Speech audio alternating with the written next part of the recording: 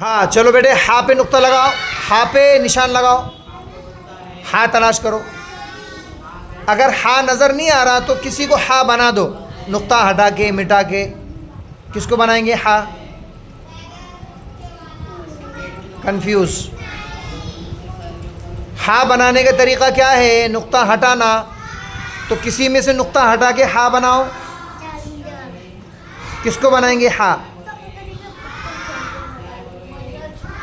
बनाओ बनाओ बनाओ बनाओ बनाओ। नुक्ता मिट गया, क्या बन गया बेटे वो? हाँ। अब उसको जीम बनाओ। कैसे बनाएंगे जीम?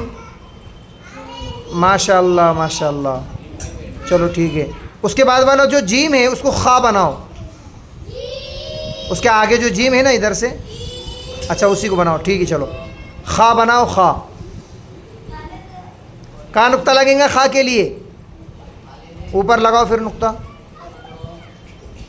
माशाल्लाह। चलो ठीक है, चलेगा ऐसा नुक्ता भी।